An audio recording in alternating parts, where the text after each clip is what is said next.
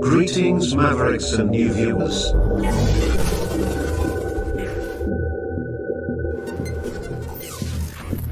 Tonight, direct and live from the Maverick News Network World Studios. This is Maverick News with Rick Walker.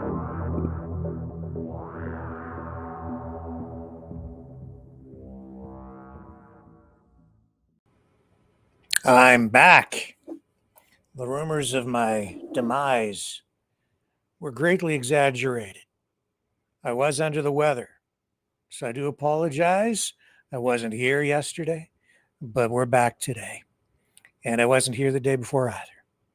So I can only say I'm finally back in the saddle. And I can't say that I regret missing those 2 days, because what a roller coaster ride the world has been on with all this unrest in the Middle East and the dropping of the bunker busters. It was a bunker buster weekend, which was in our thumbnail, I believe, on Friday heading into the weekend. Will it be a bunker buster weekend? And it turned out to be just that. Contrary to what I was predicting, I didn't think that Trump would proceed with anything over the weekend, as some had predicted. I was wrong about that. Well, sort of wrong. I said I didn't think so, but I really didn't know, because the entire situation, Trump is very unpredictable. And in keeping with that, tonight he comes out, and who would have thought? He's announced a total and complete ceasefire. So it's not a bad night to come back, because instead of talking about an escalating conflict, even though it's still escalating, we're talking about a total ceasefire, if it holds. And you can weigh in on this tonight, because we're going to go to the phones right away of this evening to give you guys a voice in this conversation, so you can reflect and even predict, if you want, what is likely to happen as this incredible story from the Middle East continues to unfold. We'll probably touch on a few other things tonight as well, but this is the story that is dominating the news cycle and gripping the world. It has all of our attention tonight. And we'll be right back and be going to the phones on the other side of this.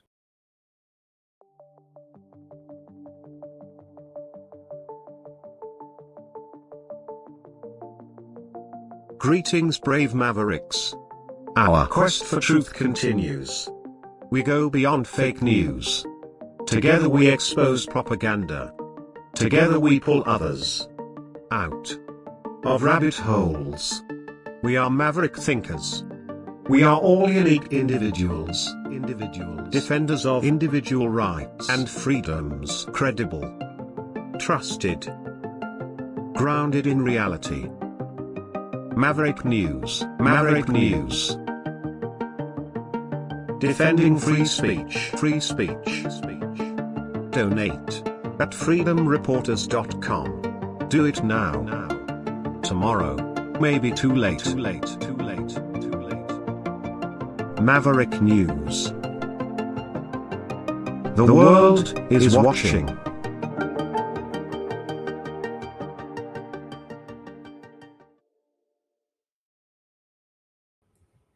Okay, so as I say, we're going to get right into this, and we are going to go to the phones right away, but let me just give you a little bit of the background here first.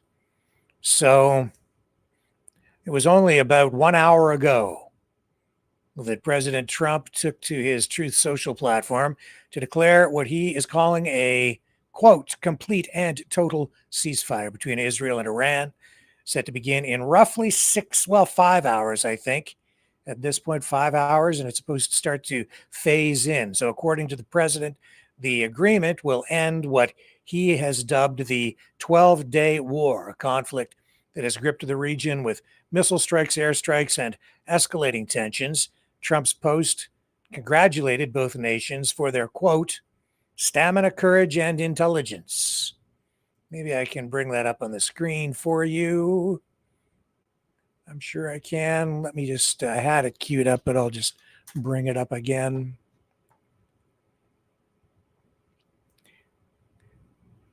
So there it is there. And all I need to do is click a little bit here and click a little bit there.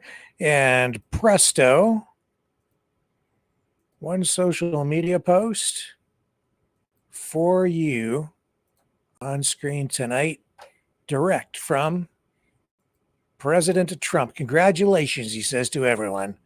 It has been fully agreed by and between Israel and Iran that there will be a complete and total ceasefire in approximately 6 hours from now. This was an hour ago, when Israel and Iran have wound down and completed their in-progress final missions for 12 hours, at which point the war will be considered ended. Officially, Iran will start the ceasefire, and upon the 12th hour, Israel will start the ceasefire, and upon the 24th hour, an official end to the 12-day war will be saluted by the world. During each ceasefire, the other side will remain peaceful and respectful, on the assumption that everything works as it should, which it will. I would like to congratulate both countries, Israel and Iran, on having the stamina, courage, and intelligence to end what should be called the 12-day war. This is a war that could have gone on for years and destroyed the entire Middle East, but it didn't and never will. God bless Israel. God bless Iran. God bless the Middle East. God bless the United States of America. And God bless the world. Donald J. Trump, President of the United States of America. So all this after Iran struck back, after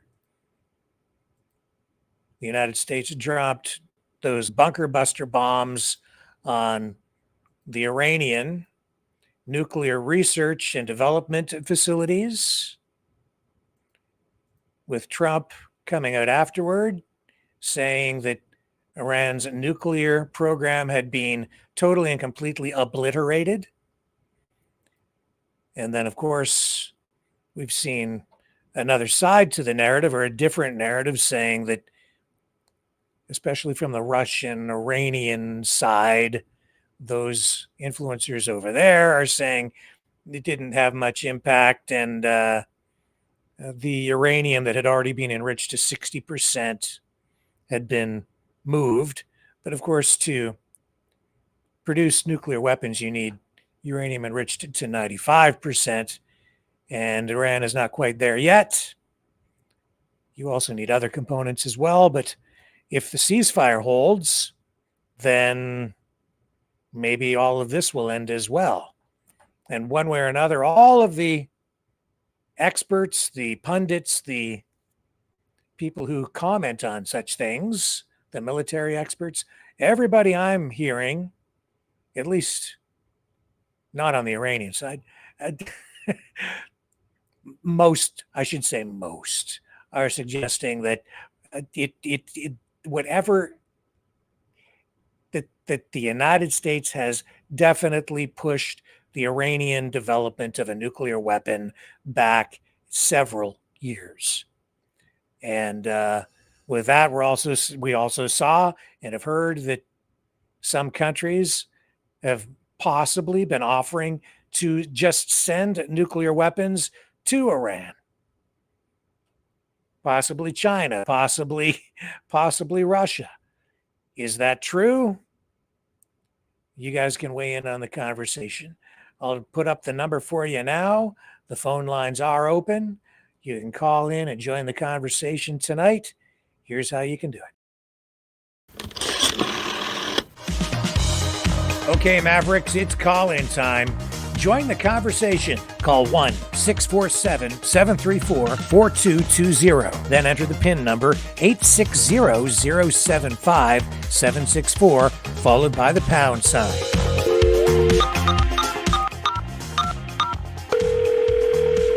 Exercise your right to free speech. Call 1-647-734-4220. Then enter the PIN number 860-075-764, followed by the pound sign.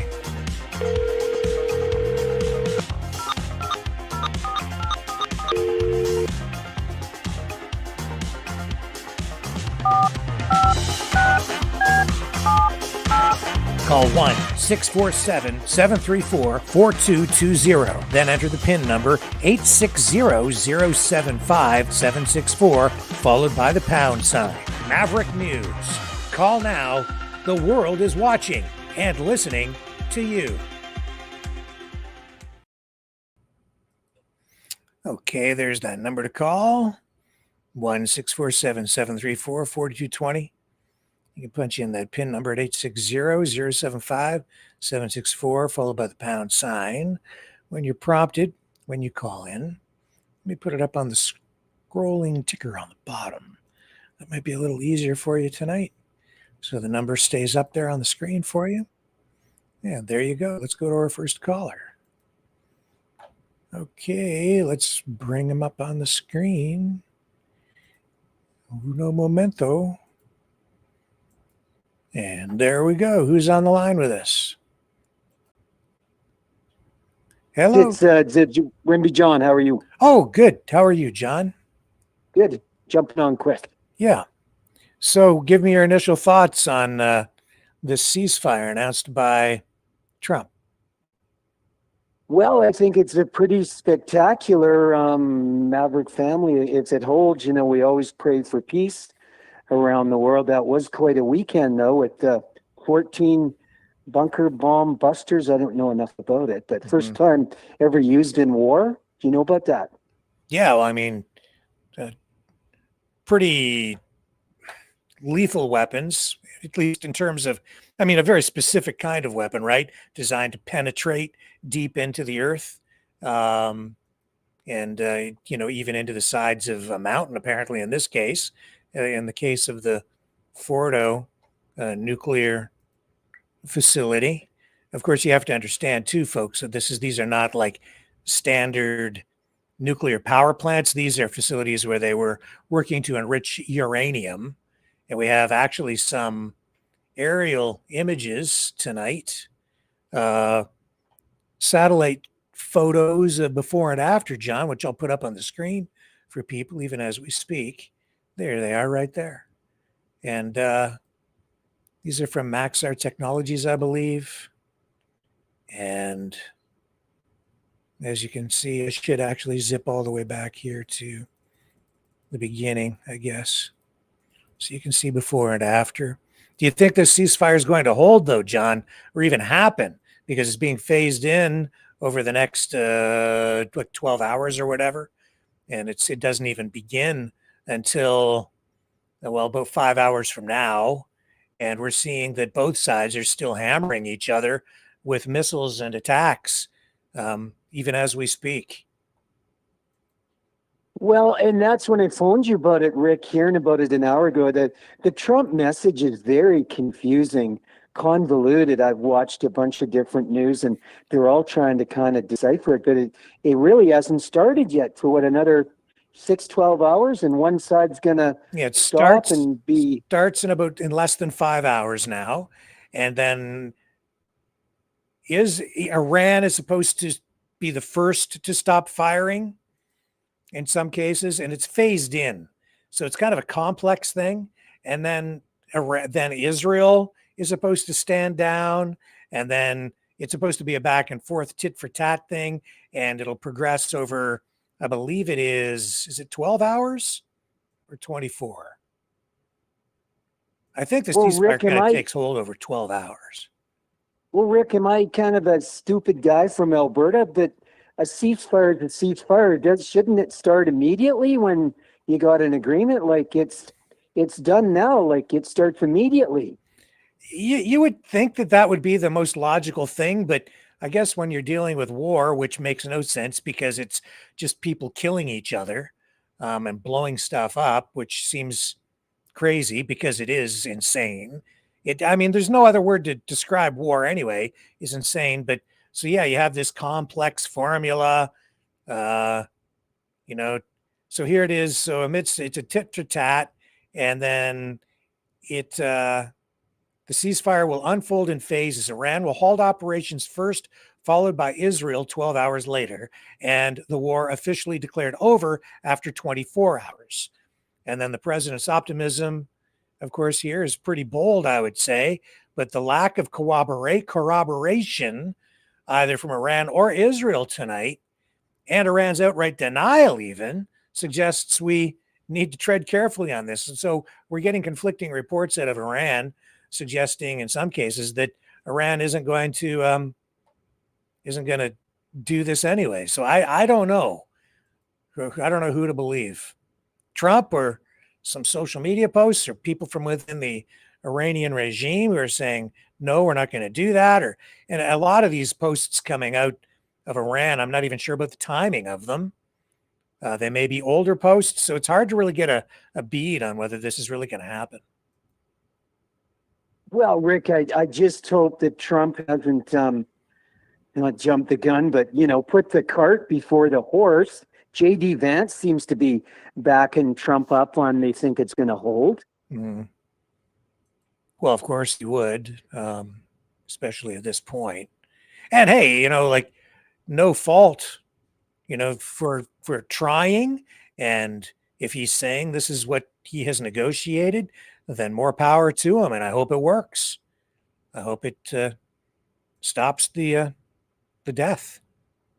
Well, and I think today, if I'm right or wrong, Rick, was Iran not pounding the U.S. military base in Qatar in the desert with yes, with bombs? Yes, okay. And so that's a major air base, and I think they have about 11 or 12,000 personnel there, but no casualties, no injuries as far as we know.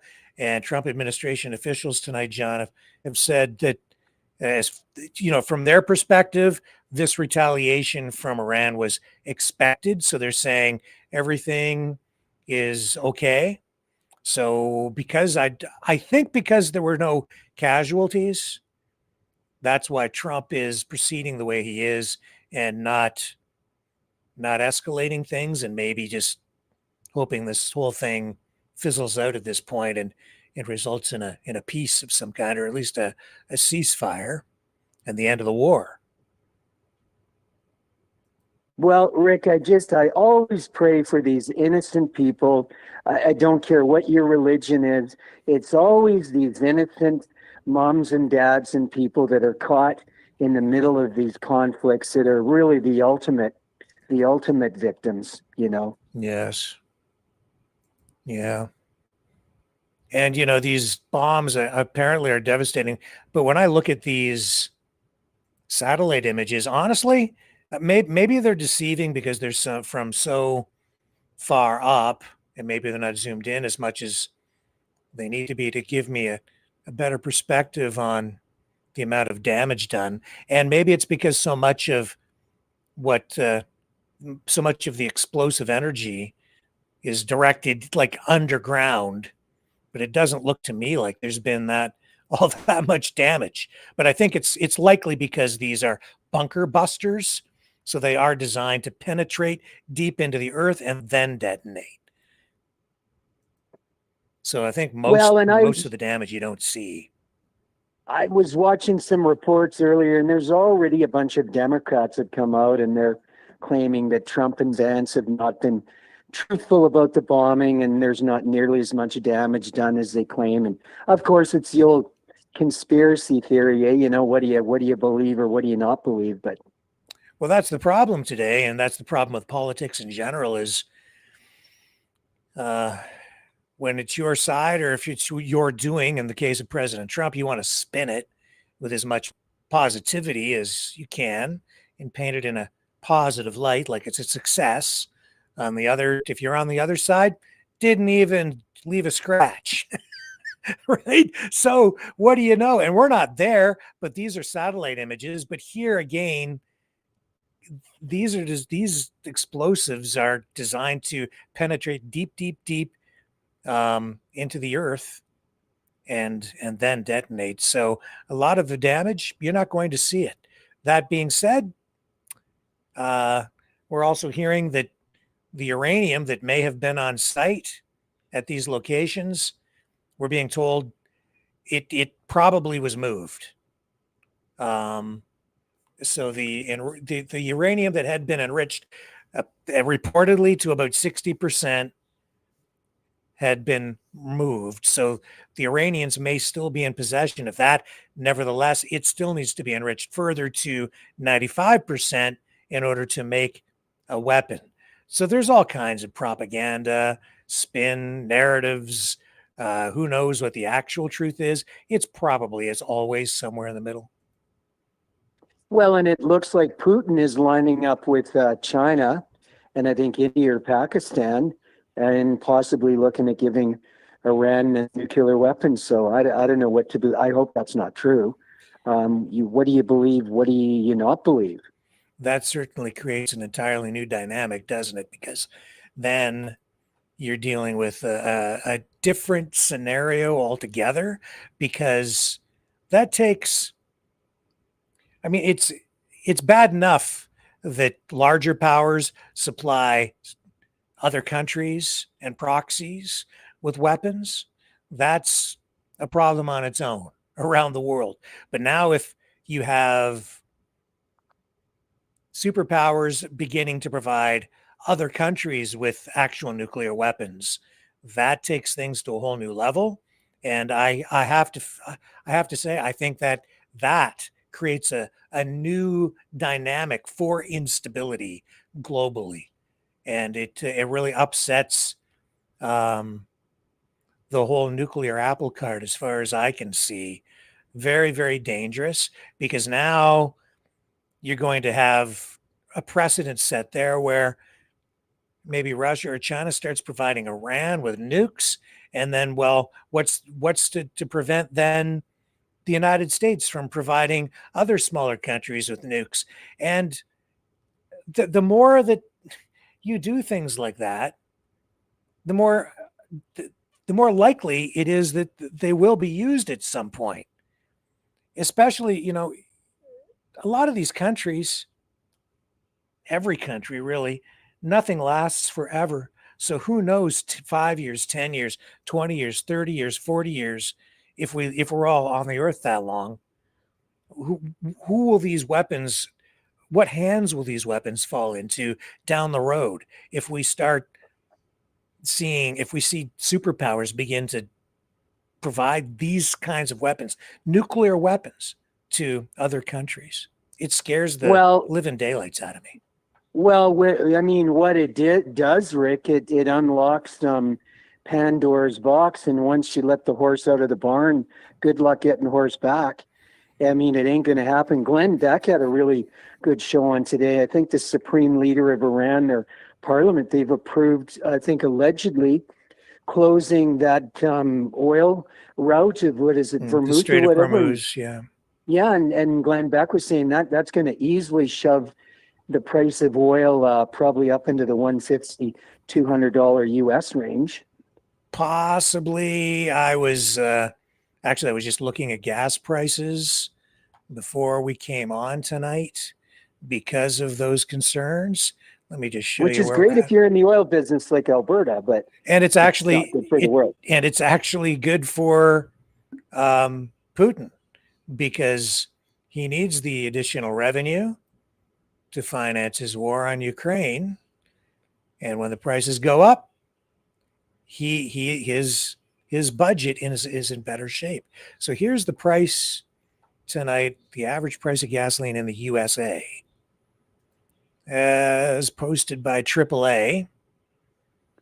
As you can see right there, you have regular unleaded $3.22 a gallon on average across the US. Yesterday, $3.21. A year ago, $3.44. So, it hasn't hit the pumps really yet. I am seeing some impact, I think, here in Canada. And let's bring another caller on the line here. Who's Well, you joining got a us? good dragon. Hey, Dragon from Montreal. How are you tonight? How are you, guys? I'm okay. Here, look, we're just looking at gasoline prices. Any idea what the price of gas is in Montreal tonight? Actually, no, I didn't look into it. I should have, actually. Well, let me see here. But yeah, I'm sure it must have probably augmented since then. Yeah, so I know here in my town today, gasoline is $1.29 a liter. Yeah, I think, Rick, we're 139 regular, Alberta. Yeah. Ballpark. Regular, not high tester. Yeah, here's the gas buddy prices for all the provinces across Canada tonight. Manitoba, $1.33, and it's all in around that. New Brunswick's pretty high at 143. Nova Scotia, 146. Quebec, 153, Dragon. I feel sorry for you, sir. For you Quebecers up there. Eh? Yeah, well, I feel sorry for them too, because I'm the kind of guy who walks, but for them yeah. Yeah, Northwest It's good for those who likes to run their car around here and there. Yeah, Northwest Territories, $1.72.9. And on average across Ontario, $1.35, $1.29 here. So we're very fortunate, way below the national average. And I'll say this, I'm glad. I don't care how it happened. I don't care why it happened, whether it was a game or whatever, but I'm glad the government pulled that carbon tax off, the carbon tax increase on gasoline in Canada right before they promised to do it, and they did it just before the election, and it's held since then. And thank goodness, because if that had been in place now, we'd be paying, I'd say, almost $2 a liter. So thank you, Mark Carney, for that. Whether you like him or you don't, whatever, I think it was because you had all this pressure from the Conservatives, and in order to win the election, they had to steal that plank from the Conservative platform. But I don't care how or why, as long as it filters down to the people, I'll take it. I'll take the win. Okay, another person joining us on the line. And who's there tonight with us now? It's Isabel. Isabel. Yeah, did you survive the heat? I'm sorry you were sick. Oh, me too, man. I'll tell you, you don't need the details, but my head was, you know how this world spins around? Well, the whole world was spinning in my head for 2 days. I slept like all day yesterday, all night, and half the day today. I did. Oh, your body needed it, right? Oh, gosh, yeah. I think I was burned out as much as anything else, to be quite honest. I hope you didn't get food poisoning, Rick. Well, I told you I took that night off with my wife to just sit back, watch movies, and eat pizza. And I think it might have been the pizza that did me in. Honestly. We won't mention the name of the pizza place either. Yeah, well, I can't prove it. but it wasn't. It just I just felt awful. Wow. But a combination of things, I think, honestly. Well, maybe it was the mushrooms who was, tainted. Let's put it this way. Well, maybe they were magic. No, they Rick, I told you. Feel awful. Rick, I told you should have just done what we do in Alberta: stick your finger down your throat and get it over with. Don't even thought. I don't want to think about it. I'm barely over it, man. No. You know what it did? I don't even want to talk. I don't want to talk about the ostriches, but ostrich. You know what it made me think about? Food safety standards and why we need them. Oh, that's what I thought when I tainted ostrich meat. Tainted ostrich meat. This is why you need rules. You need safety standards for your food. I've got, you go to a restaurant, I end up sick. Well, even with all the rules in place, and even with all those regulations and rules, I still got sick. If that's what it was, and I'm pretty sure it was. I can be psychosomatic, where if I think of something too much, it's going to happen. So I try to stay positive, but I don't eat out very often, and I'm a very plain eater. Meat is something I don't touch unless I know it's my kids. Yeah. But yeah, Well, I was Well, I had a just- very positive attitude heading into the pizza because I've had it a couple of times from that place and I loved it. And I was like, hey, you know what? Let's take the night. I'll take the night off and we'll watch movies and we'll get a pizza. I'm really excited about it. And then it just laid me out. So Well, that glad you didn't have a tainted ostrich burger, Rick. That's a good thing. oh my God. Okay, enough talk of the ostriches. Let's move on. well, the gas here, if I go to the reserve, it's 114.9, 114, yeah. Oh, that's cheap. Yeah. which is What a good. difference. Yes. Because you for know, American, but I am, our US friends and here in Canada, you know, if you go to First Nations reserves, they have gas bars there. And of course, they don't charge that, they're not subject to the same kind of taxation. So gasoline is a lot less expensive there. yeah, I'm But glad it's not. Isabel, when you gas up at the reserve, they want you to take your full tank of gas and then run into the casino and drop a couple of No. bucks. No, there's no casino here. It's a Subway and a pizza place, Yeah. and I get cash back on my gas. Yeah. Well, I mean, I get, what is it? I think it's 2 cents a liter. And then whatever else I buy in there, Mhm. which is bad because I buy cigarettes because, you know, it's cheaper than drugs. But I get cash back on that. So I work it up to when I have enough to purchase something. Well, Get it back to cash. well, I don't Well, recommend that. I don't recommend the tobacco. That's a bad. Isabel, are thing. you not buying the contraband cigarettes in the bag from Aquasassi? Oh God, no. No? No, that's like smoking rocks. Ah, Oh, I don't smoke, so. no. No, I buy the ones that are made. They're packaged. I don't buy the bag. That's gross. They smell like American cigarettes. Well, what do they cost? $5 a pack. $5. Yep. And if you buy, and I don't smoke, so I have no interest. If I go to the store, Yeah. the convenience store, 21, sometimes 22 a pack. Oh my God! And how many are in a carton? 200. yep. And how many packs in a carton? 8. 8. Yep. Holy smokes!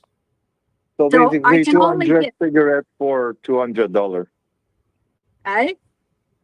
200 cigarettes for $200. Basically, that's at the convenience store. Yes. Okay, little background. When I started smoking, cigarettes were 36 cents for a small and 46 for a large. Cents. And I said, when these things go up to $1, I'm going to quit. Yeah, that didn't work. Holy smokes! I tried. Oh my My God! neighbor, my neighbor used to smoke those Cuban cigars. Oh, Yeah. Yeah, well, Yeah. you can get those in here up in Canada, but not so easy down in the U.S. no. I mean, my grandfather was Scottish, and I do remember the smell of a pipe, and I loved it. My husband used to smoke Colt, the little Colt cigars, the wine Oh, tip. Yeah. And he'd have those once in a while. I'm like, oh, I'm in heaven. Oh, Isabel, you've just aged all of us kids from the 60s with the Colt cigars. I know. Yeah. And they were wine dipped. Oh, they were so good. I had one once in a while. They were so good. Cheaper than a bottle. Yeah, but Isabel, that's smoking tobacco too out of the pouch. It was flavored too, wasn't it? Yeah, it was flavored.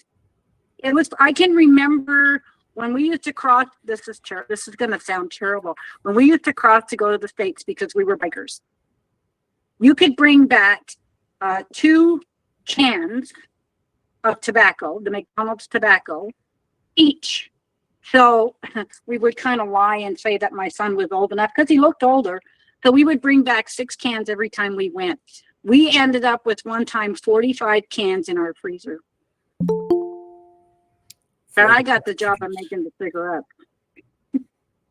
Well, Isabel, Rick or Another- Dragon, have you ever chewed Copenhagen? No, No. but my uncles used to chew that stuff, and I thought it was disgusting, as they'd spit yeah. and stuff, and results your in gum lips, you disease. put We it have in your lip. another caller on the line who just joined us. It's Sandy. Sandy, how are you tonight? Sandy. Hello, guys. How are you? We're great. At I'm least we're being alive. neat. Hi, John. Hi, Isabel. Hi, Sir Rick. Hello. Hi, Hello, Dragon. Love from Alberta. Daryl. So just So- yeah, go ahead, Sandy. I'm in the Kawasas. Yeah. And our gas here is $1.31. Oh, Okay, so you're about average there. Pretty cheap, right? Well, it's a lot cheaper than it was because it wasn't long ago. We were paying on average about $1.69 to $1.75, $1.77, depending on where you were. And that was sort of Yeah. Canada wide. And so when they axed that tax, it really brought the price at the pump down, didn't it? yeah. It just shows you Absolutely. how much we were paying in taxes, and we still You pay know a what lot my of gas tax. is? I'm sorry. My gas is my feet.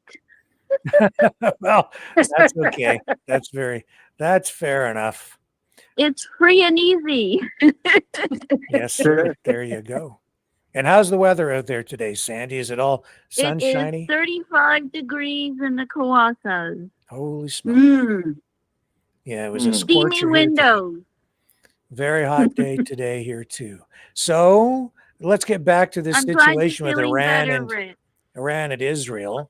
Let's take a little break. We'll come back on the other side and our conversation will continue. And you can dial in at 1-647-734-4220 and punch in that PIN number when prompted to do so, 860-075-764, followed by the pound sign.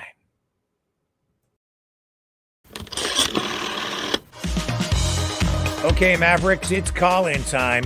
Join the conversation. Call 1-647-734-4220. Then enter the PIN number 860-075-764, followed by the pound sign.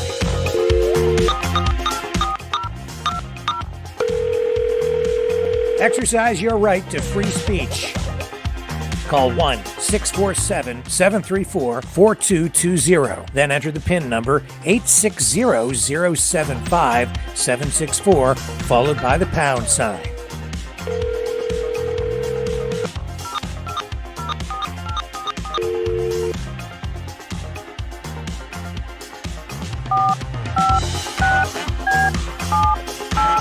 Call 1-647-734-4220. Then enter the PIN number 860-075-764, followed by the pound sign. Maverick News. Call now. The world is watching and listening to you. Okay, we're back. And, the NATO summit is kicking off today. There was sort of a preliminary news conference today too, which we'll maybe get into a little bit later on. But, the discussions there will be shaped, I think, largely by what is going on, especially right now in the Middle East, and of course also by what's going on in Ukraine. But are you guys Yeah. optimistic, or what are you thinking with this ceasefire announced by Trump just about an hour and a half ago now? Do you think it will hold? Will it happen? I would love it to hold. I would love it to hold. I'm not ready to go to dusk yet. Yeah, well, me either. Yeah. But I mean, we're so close to the U.S., mhm. but I have heard reports of, and they did a news conference, did they not, from the White House about the Americans being on their own to get back? Yeah, they've issued a worldwide security alert, of course, because they're on at a heightened state of alert tonight globally because they're concerned about possible terrorist attacks or attacks on Americans worldwide. And it looks like if you're in Qatar tonight, where we've had that attack on the U.S. base, if you're trying to get out of there, it's going to be some time. Maybe it might be July 3rd or so before flights are even allowed to leave out of there. And I guess And Michelle Ferreira, who's in the Conservative Party, she went over to Israel, did she not, for a convention of some kind? Oh, is that and right? Then and I guess the bombing started, and she put videos on that they were told the same thing by the Canadian government, that they were on their own to get out of there. Well, they are giving advice and some level of support to people who are traveling globally. I'll see if I can find the official statements from the Canadian government. Why would they even want to go over there? Well, a lot of people go for a lot of reasons, Sandy. You know, it's business. Well, for her, it was a convention of some kind. Yeah. She's no I doubt. wouldn't hold my breath either, but I will say something, and it's probably the strategic way to see it. What we had in the last few days, we had Trump saying that he's going to take 2 weeks to, decide if he's going to intervene into the situation, which without warning, he basically just sent some B-2s and bunker buster to a certain degree. It didn't warn anyone. So that's what we call in the diplomatic wording perfidy. So basically, it's like you're talking peace, but at the same time, you're just slapping the guy back in the head. So this is basically a show of force. So it could probably, I would say, make sure that Iran will just stay back and put, basically, and just not laughing, but just making sure that they won't start to attack again, because they know that we will be around. Yeah. Well, we lost our screen there for a moment. Let me just see if I can bring that back. Get this back up on the screen. Something glitchy happened there. There we go. Everybody's back on now. Well, it when you go back just a few days ago, heading into the weekend, Trump was kind of waffling. He said he was going to take time, and sometime over the next 2 weeks, he said he would decide whether he would take action or not. And a lot of speculation started to swirl around all of that. And I think that, the Trump camp, the Trump administration, even the people around him, very divided. So you had two groups of people. And John, we've talked about this. I said as soon as Trump was reelected that his administration was going to be dysfunctional because you had people from very opposite ends of the political spectrum, and particularly on this issue. And I think, we had discussed how the Trump administration would fracture at some point early in its infancy. And we've seen that now, especially with this, because Tulsi Gabbard pushed out after just a few months ago, coming out and saying that Iran was not working at all toward the development of a nuclear weapon. And then people on the other side asserting and telling Trump, whispering in his ear, saying, oh, yes, they are. And Gabbard supposed to be the head of, all the intelligence agencies. So at this point, she must have had the briefings. She's supposed to know. And she's telling Trump, oh, no, they're not developing a nuclear weapon. But then Trump says on Air Force One, about a week ago, 5, 6 days ago, I don't care what Tulsi Gabbard says. Then they end up dropping these bombs. And, you can see that he's surrounded now. And I said this to Mike Bacharach on the program the other night. I think Trump was kind of slapped upside the head with a dose of reality. And when I say that, I mean, as much as he wants to be the peace president, and you have all these people in his administration who have been trying to fill his head full of these narratives that have been spun up that I would argue are largely very pro-Russian, pro-Iranian. He went, now that he's in power again, I think he's getting a more honest and accurate assessment perspective on what's really going on. I'm not so sure that that's what we were getting from Tulsi Gabbard, but other people will embrace that. So again, John, guys, Isabel, Dragon, Sandy, Well, I'm saying, well, it's very difficult to know what to believe, because even within the U.S. Circles and the Trump camp, we're getting these conflicting messages. yeah, but I mean, Rick, we all knew it was probably going to be a clown show, guys, and it's a show on a billion steroids. The Apprentice. I mean, that's what we're witnessing day in and day out. A flip flopper. Oh, very much. Yeah. Yeah. And you never know what he's going to do. Very unpredictable. That's why last week on Friday, I said, I don't think he's going to do anything, because he's earned this reputation as taco, right? Trump always chickens out, and then everything's 2 weeks. And that's also true. So I was surprised when this happened over the weekend. I didn't think it would happen that quickly. I thought he would take more time and waffle some more. I thought we would be waiting for, like, before the 2 weeks would come and go and nothing. Yeah. Yeah. Yeah. I mean, that's kind of been his give and take that he's been doing.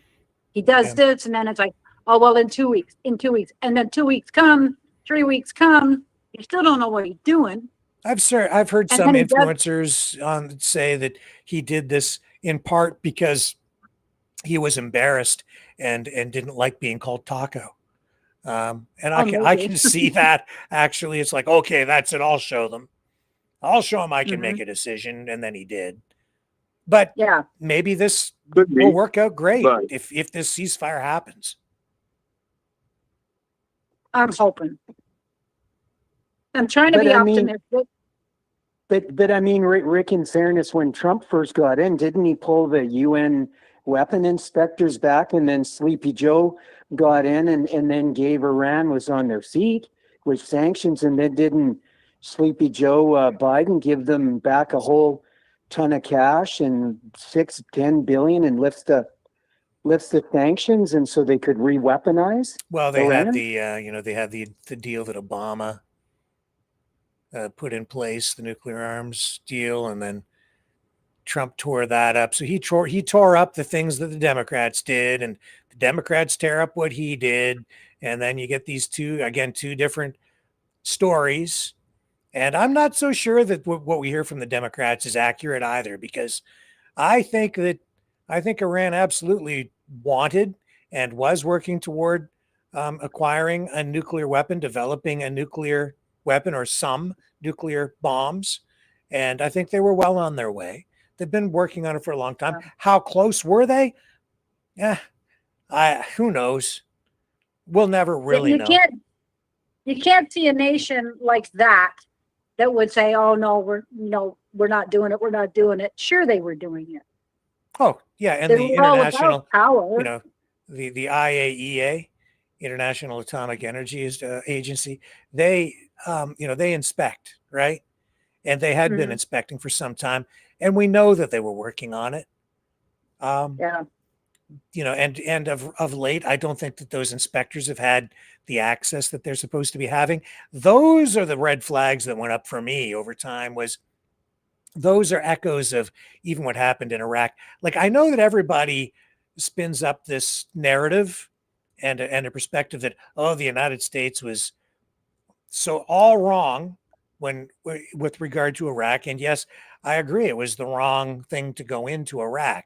But that being said, I also remember how Saddam Hussein was refusing to let weapons inspectors in, was being ambiguous, not very clear, sort of leading, not really completely denying that he had these weapons of mass destruction, because he wanted even the idea of WMDs to sort of still be out there as deterrent. And I remember thinking, why doesn't he just say, hey, we don't have them. Come on in with your inspectors. Look around all you want.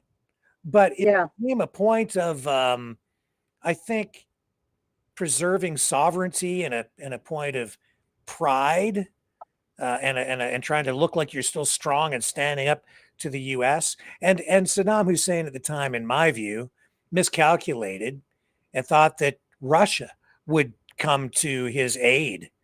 But Russia was at that point in time in no position really to do that.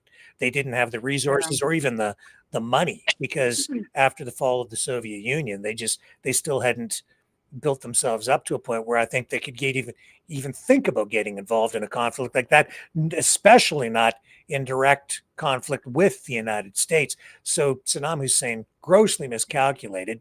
Now, that being said, U.S. still wrong decision. And I also remember the debates in the House of Commons in Canada at the time. And I remember on the conservative side, they wanted to go in and support the U.S. and just, get right marched in lockstep with the Bush administration. But it was the Liberals who dialed it back, and we did not. And in hindsight, I think that the Liberals got it right back then, because we only flew support missions. We never got involved in the actual conflict, like in the battle in Iraq alongside the U.S. forces. And so in hindsight, Chrétien at the time, they got it right. The conservatives kind of got it wrong. And I remember distinctly the report from then Ottawa correspondent for CTV, Craig Oliver, in a live hit with Lloyd Robertson on the CTV national news, saying, well, Lloyd, I think tonight the conservatives have the moral high ground on this one. And I was watching that and I thought, maybe he's right. But in hindsight now, with hindsight being 2020, it was the other way around. So, well, and you know, Rick, who also miscalculated it was old Colonel Gaddafi. He miscalculated the Americans too. Yeah, well, that's a whole other ball of wax. But here we have, I just think that what's going on in Iran right now, excuse me, I see some parallels there in the way that they don't want to let inspectors in. But this was handled differently and potentially more effectively simply by bombing the sites. But back in the Iraq War, the U.S. didn't have the capabilities. They didn't have these same bunker buster bombs, I don't believe. So this wasn't even an option like that. But we were dealing with different kinds of weapons. We were talking about chemical weapons, possibly nukes, but it was supposed to be chemical weapons in Iraq. Different scenario. And so they put boots on the ground in there, and it was shocking. So do you think there's got to be sleeper cells. Look at all the immigrants that have come in. It kind of makes you wonder with that threat of the sleeper cells, but I mean, every country has them eventually, right? This is the thing, Isabel. I mean, you've really hit, on a key point here. Yesterday, everything looks great. They dropped these bombs. Trump hopes that it just ends the conflict, right? They were expecting retaliation. They got that today on the air base in Qatar. So they're saying, okay, we knew that was going to happen, but no casualties. So maybe it's more performative or theatrical as much as anything else in order for Iran to simply save face. And then everybody just stands down and you get this ceasefire. And maybe it ends the war. Maybe. But the thing about dropping bombs like that is history generally has taught us, or should have taught us, that you drop bombs and it might feel good the first day and people might cheer and think that you've achieved something and you've won something, but generally doesn't work out that way. No. I mean, when you look at, and all around the world, when you look at the different to me, it's an invasion. When you see all these people coming claiming asylum, there's very few women. It's all men. It's all men. And they're all young. Like, they're not families coming. It's all young guys coming. And when I see that, I'm thinking, I don't know. I don't know if that's true, Isabel, because I see some of that on Fox News and that narrative being spun. But when I look around my neighborhood, like, that's not what I'm seeing. Nothing but families from the people who have moved here. I've got a Palestinian family here. My friend Imran, 2 doors down, he's Muslim. He's got 3 kids. My other neighbor on the other corner, he's got a young lad in high school and some younger kids. That's what. And then there's another Palestinian family just down the street over there. I walk by with the dog once a day, and their kids are riding their bikes. That's what I'm seeing here. And then there's a high school that they had to close down in our town because of declining enrollment. And now that whole neighborhood, not the whole neighborhood, but a lot of it is new Canadians who have moved in there, and they've reopened the high school as a private school. So they bought it, turned it into a private school, and that's all families in there too. So in my community, that's what I'm seeing. I think maybe what's going on in the States is different. I hate to agree with Isabel, but in Alberta, there's an awful lot of young military-looking guys from Ukraine, and they're in their 20s. You know, there's families here too, but there's a predominant amount of young guys, I think, from the Ukraine here in Alberta. But no disrespect meant for any of that. It's just reality. Yeah, well, it is. I mean, it's the truth. There's probably also the fact that those people probably just don't want to be cannons folder, and they come to Canada because they know that we're a free country, basically, just for that matters. So, I mean, yeah, that's probably also one of the truths. But I see a lot of family too. Reasons. Yeah, in fact, I'll tell you this too. My Imran, he's the friendliest guy on the street, and it was just a week ago. His wife came over, knocked on the door. It was Saturday afternoon. I opened the door, and what did she have? She brings me a gift of goat. Like, she brings me over all this goat. I'm like, well, thank you. He said, did I bring a gift for you? They're Muslim, right? And so I don't know. I've never had goat before, but I ate it, and it was good. So I appreciated that. Friendliest guy on the street. That's all I know. Yeah, I just for the goat. See what, like a lot of the not all the reports that I see, I believe. But I see the uprising, and I'm wondering how much of that is truth, like Ireland, Scotland, England, France. Yeah, I think so. Other countries have taken a stand and said no. Well, yeah, the thing about news is, and videos and things like that is, it's a very narrow lens, right? It's a very focused thing, and so you as a viewer, a consumer of media content, it's a bit of a distortion always, because you become like, I walk outside my house, I don't see what's the same things that go on online, like, because my community isn't impacted the way that it appears to be even in Toronto. Right. So you go to Toronto and they've got protests going on all the time. You go to Ottawa, there's always protests around there. We see that all the time. So it looks terrible. And I know, like, even Sandy sometimes will call me and say, Rick, I'm scared because this going on in my neighborhood or that going on in where I hear about these things, I'm scared. And I say, well, just keep your distance, mind your own business. You don't have to go to the protest. You can go to the movies. and you won't be Yep. bothered generally, right? Like, so, Yeah. and then around here, we don't have stuff like that going on. I know, and when I go, and if I've gone up to Toronto to visit my daughter, I don't know what your experience has been, but she's in Toronto, she's right downtown, and I can drive 4 blocks from her place, and sometimes I see a protest because she's right downtown. But then when I go over to her where she lives, there's nothing going on over there. It's just go in, park, and it's just life is normal for everybody there. But 4 blocks over, they're having a protest.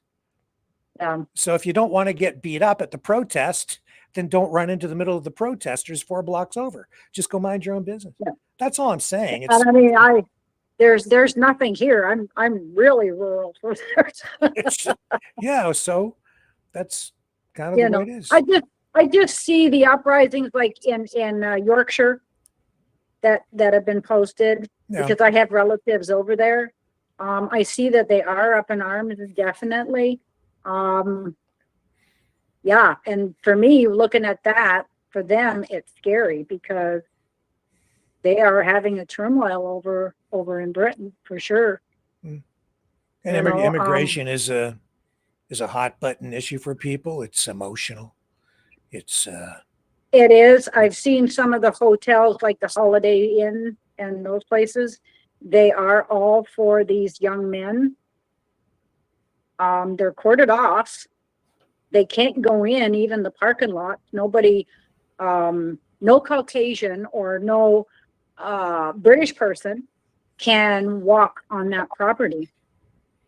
And they're all cordoned off, and people are starting to worry. where is this? Where? What are you talking about?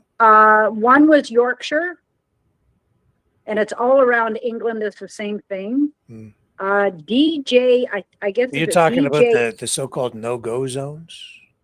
Is that what you're talking about? No, these are not the no-go zones. These are hotels that haven't been used maybe in a couple of years. And now they're cordoned off just for the immigrants.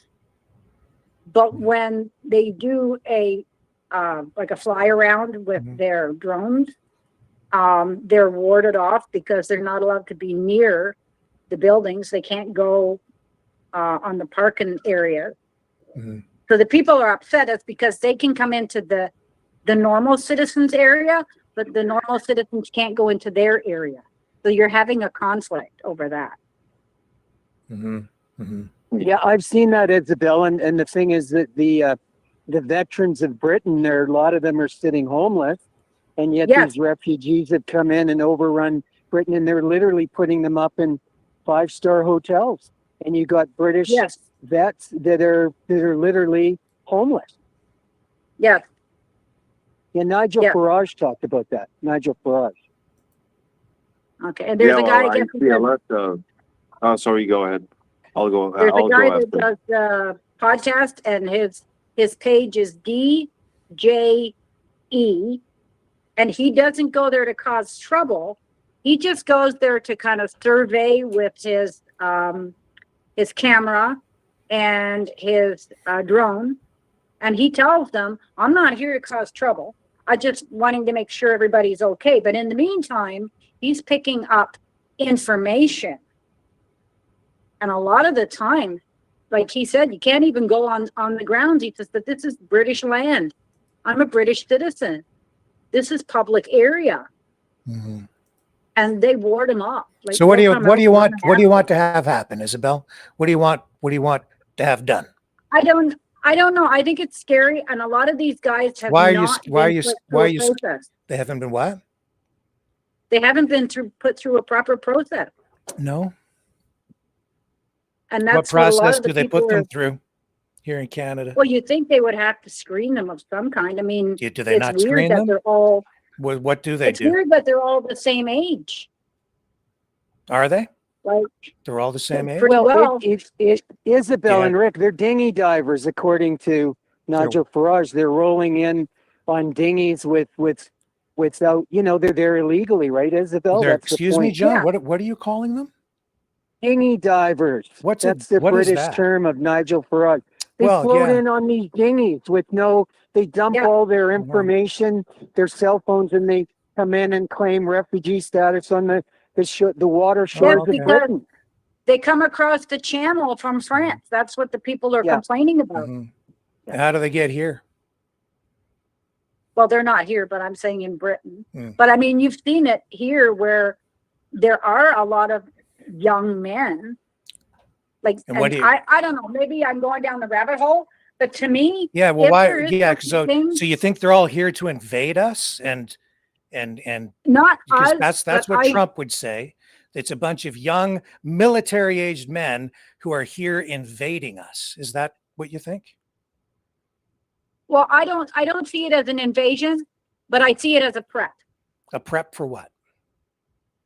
I see it as a prep for sleeper cells. I really do. So they are here to invade us and conduct terrorist attack activities to kill us. No, they're using the system. They've accessed the system, Rick. They're smarter than that. I think that's what Isabel's point. Yes, I mean, like I said, we've got vets. I've had vets in my family. Unfortunately for me, the vets in my family have come and gone, except for one.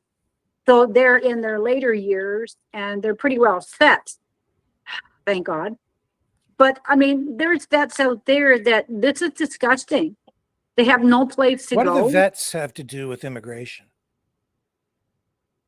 Well, the more other than I see people conflating the two issues to tug at heartstrings or to get people angry, but they're two separate issues. So I don't really understand what vets have to do with immigrants. They're intermixed. How are they, John? How are they intermixed?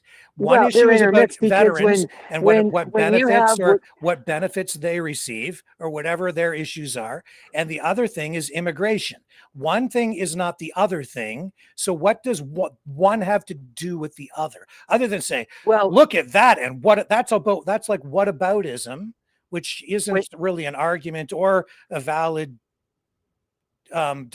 It's not even a valid discussion point. Well, when you're not taking care of your own people first that have lived and built the country with their taxes, but you're opening the country up to people coming in as refugees and you're taking care of them and you're not taking care of your own people that have built the country. Do we not take care of our own people? No, we don't. Don't we? No, I don't believe we do. Oh, okay. So how much do we spend on welfare every year? Welfare is not that. No, yeah, I agree with you, Isabel. I'm with you, Isabel, on this one. Welfare to me, okay. As a kid, we were on anybody here on welfare? Welfare. How many people in our chat are on welfare? Some sort of not social a lifestyle. Assistance? Hey, John, did you go? You were just at the hospital, right, with your friend? Yeah. How much did they charge him? I don't know because he's paid into the system for 75 years as a working Albertan Canadian. How much did they charge him? I don't think they charge him anything because he's paid in as a taxpayer into the system. Zero. Yeah, because he's paid in as a taxpayer. How much do you think that costs to go to the hospital, spend all that time in the hospital? What do you think that would be worth? I imagine it would be a good amount of money. 100 grand, 200 grand. No, nothing like that. Could be. When I went to the States and I had to have my gallbladder out as an emergency, and I had insurance. If I hadn't had the insurance, that would have bankrupted me. It would have destroyed me. Yeah. But if I had it done here, it would cost zero.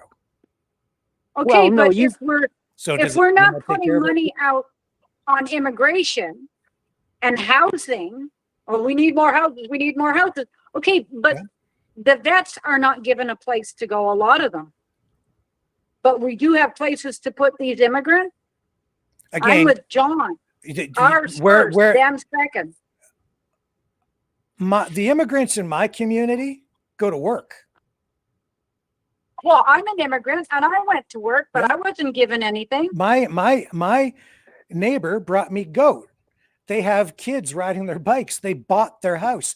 The person over there bought that house. That's stimulating the economy. The Palestinian, but they're not all like that. They bought a house. They're not all like that, though, Rick. They're not. That's Isabel's point. Hey, you know what I see, John? I see a lot of welfare bums who are white gold diggers too. Yeah. A lot of so do I. All my life, I've seen a lot of white people milking the system.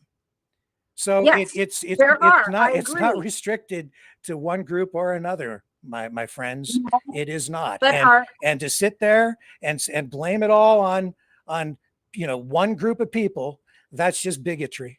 And I'm No, I sorry. think you're Oh you're yeah, it is, taking it John. to the And extreme, yes, Rick. it is, John. It absolutely is. And but and you've got certain people that are politicians bragging. are milking it to get you guys But you got jacked up, people to that get are you thinking a bragging, right? particular way. You That's what? got people that are bragging. Yeah. Yeah, there's people that come and you hear them and they brag. Oh, I get this and I get that. Now, And I what do get that. they get, Isabel? Well, what do they get? okay, when I was working at Siemens, the girl next to me, there were 8 that would get out of her car every morning. Mhm. They all lived in the same townhouse and nobody else was to live in those townhouse subdivision Mhm. except for the immigrants. You want to deport them all? Is that what we're going? No, I don't Yeah. want to deport them 'Cause all. you know what? But I don't want to like, deport them all either. Yeah, you know what, Isabel? I'm actually getting tired of a lot of this shit.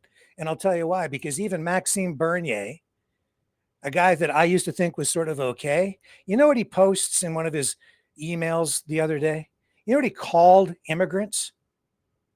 I just about puked when I read his emails asking me to support him by giving him money. You know what he called them? Parasites.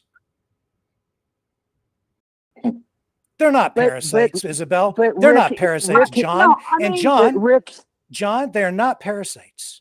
They're no, human but Rick, beings. in fairness, In fairness, give that's Isabel gross. a little bit of latitude, because when you talked about immigration 100 years ago, people immigrated. We're all immigrants to Canada, the U.S. People had a work ethic back then. They worked. They didn't Yeah. come for a handout and a freebie. These new immigrants, good, bad, and a lot of them are really good and do things the proper way.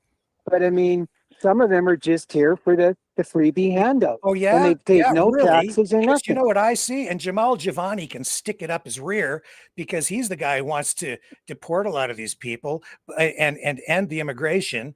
And he's another conservative who's lost my respect. Because I'll tell you, John, in my community and in communities across this country that are farming communities, I challenge you right now to go out into the farmers' fields and find, and take a look. Who's working the fields right now? It's immigrants. Because you know why? Because the people who have been here are too damn lazy to go do those jobs. It's too hard. So you know And what? that's- It's 100% true. And if those farmers can't get those workers from other countries to come here to do those farm jobs at below standard wages every year, and I know because I've been out in those fields shooting news stories over the years with those people. Yes, we have them here. Oh yes. And if we don't have them, Yeah. you know what the price of your groceries is going to be? Oh, and I appreciate them, but what Yeah, I'm but angry about is Yeah, well, those are as the an those are the immigrant- immigrants that people like Maxime Bernier call parasites. Well, because that's it's not gross. fair, Rick. That's not a fair. There's good and bad No. in everything, my That's friend. right. There's good There's and bad good and in bad in everything, everything. John. Right. And so we have to stop generalizing and look at these things on a case by case, person by person basis because Yeah. they are human beings. And a lot of what you Okay, guys are but- regurgitating here tonight is just it's untruths. And it's No, a but there should narrative. be- Yes, it is, because you're getting it from a lot of these streamers who are full of shit. Frankly. Okay, I'm an immigrant Can I? of 19 of I will just tell 1957. you a little something real quick. Yeah. And I will tell you what I have observed for the past year, because you know where I've been, right? I'm not going to go into depth into it. You know where I was, the protest that I've seen, Yep. and that we have watched on Maverick. And I can tell you, there's two sides of the story. All right.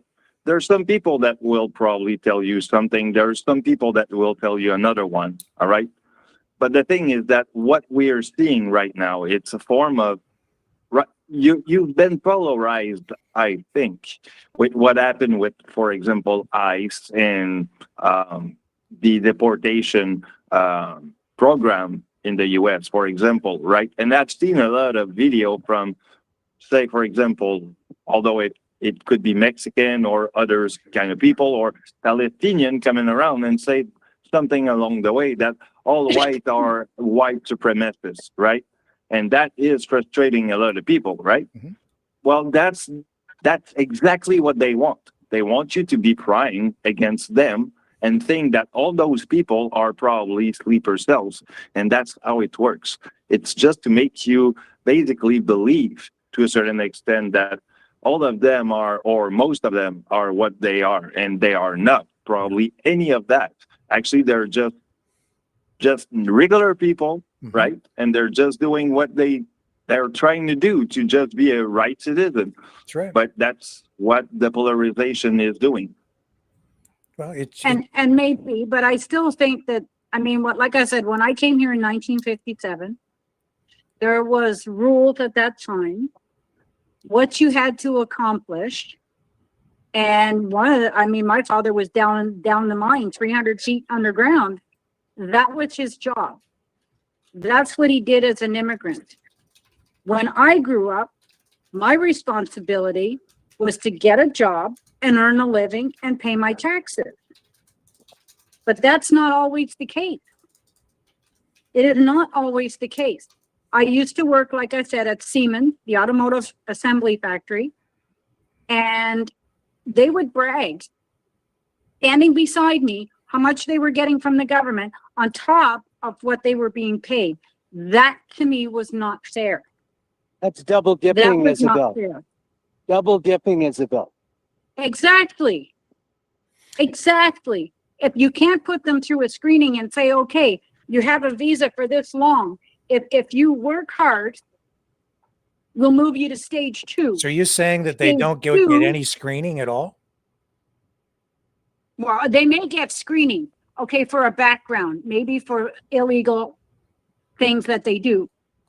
But these people, the ones that, I'm not categorizing all the people, the ones that I worked with were very proud that they were getting this money from the government, which was $1,000 a person at that time, and you had 6 of them or 8 of them living in one unit. That was $8,000.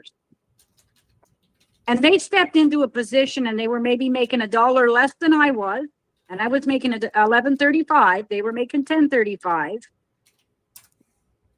But that's what they were pulling in a month, $6,000 to $8,000 a month. And it took me and my husband to try and just pay a $400, $450 at that time, rent, and buy groceries for me and my husband and the 3 kids. Did it bother me? Yes, it bothered me because I've been paying taxes all my life. So if they come here and you do good, then you get taken off of that. It stops and you start earning your own money and paying your own taxes and stop taking it out of other people's pocket. That's what annoys me. They don't want to do that. Some of them, they just want to keep going and they'll brag about it. Do you know how much they get today? Do I know? I know how much they were getting then. I don't know how much they're getting now, but it's probably a whole lot more. Is it? I'm looking it up right now. I mean, there's good and bad in everything. I agree with your point, Isabel. It's not just the one peg fits everybody, Rick. There's good and bad in everything.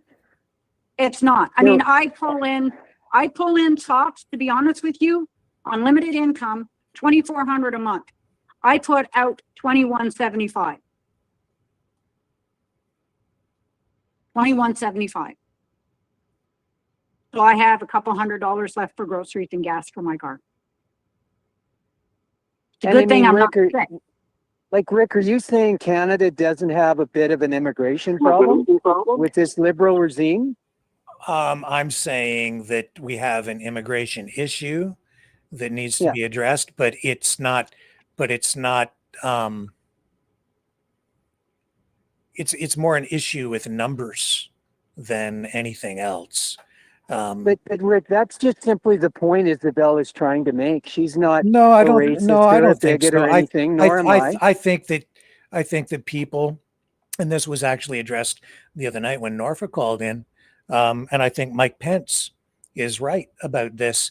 I think that the conservative movement in Canada, or the extension of what some people would say is MAGA, or the populist movement in general, I think that it has been,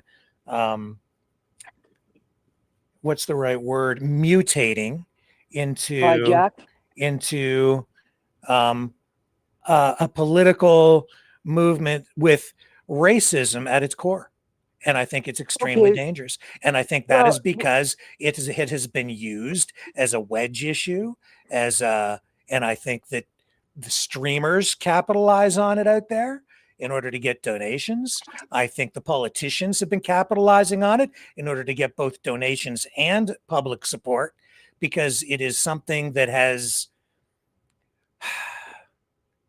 it's been exploited, especially since the pandemic, and with a lot of other issues that contribute to things like homelessness.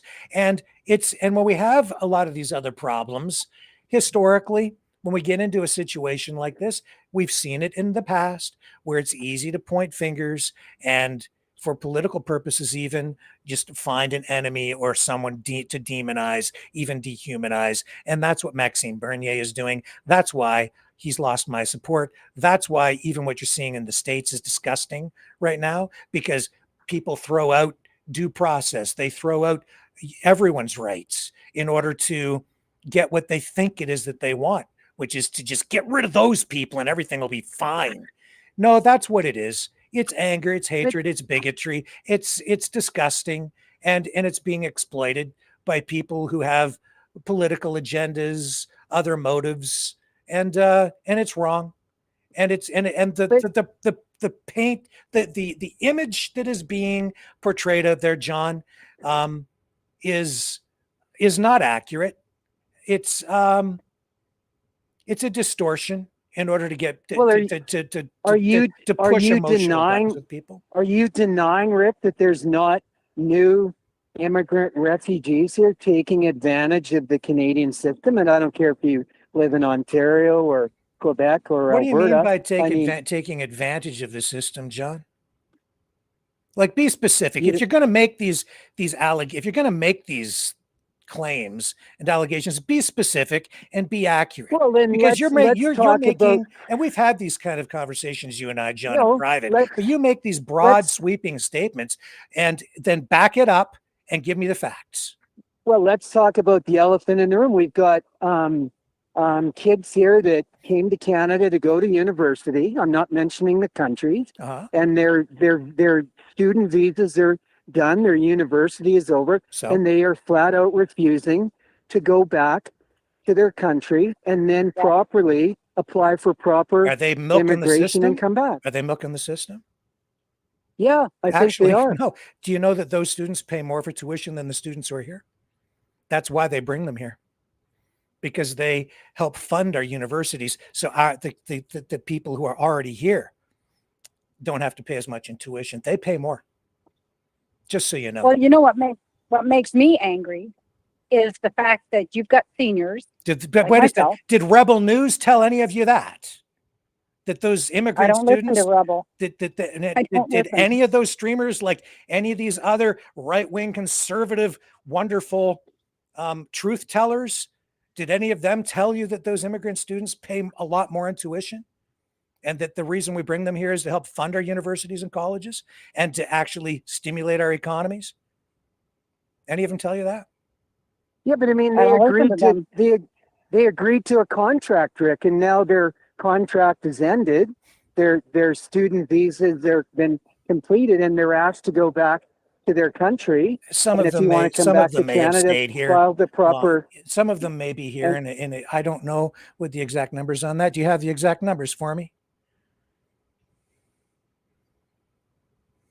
I don't have any exact numbers. I'm just making a point of. Well, is it a point, or is it a narrative being spun up by people who hate certain groups of people and being spun up as a narrative through social media crap? Because I don't know.